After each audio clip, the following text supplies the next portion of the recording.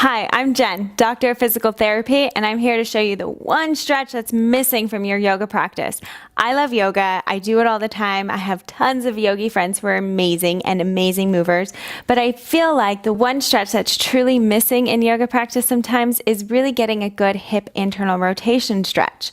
So I know there is a pose called hero pose, but what this does, because the legs are so close to the body, it actually can place a little bit more stress onto the knees. And if someone doesn't have the opening in their hips or ankles, it could place too much strain here.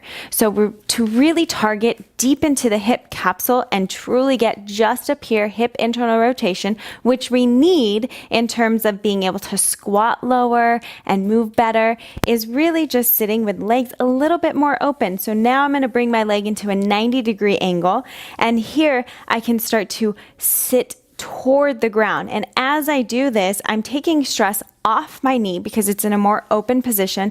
It's completely off my ankle, and this is just being supported by any pad underneath. And I'm just going to kind of ease into it, breathe into it, and as I do that, I start to sink lower. And you should feel it right around that hip, so it shouldn't be any stress on the knee.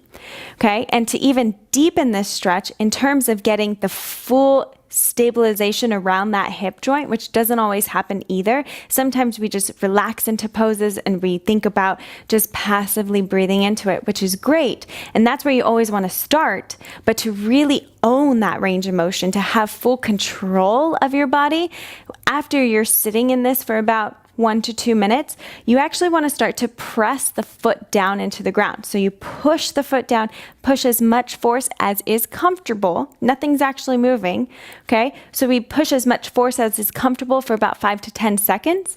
And then you're going to lean forward as much as you need to until you can lift that foot off the ground. Now we're actively pulling into that end range of hip internal rotation.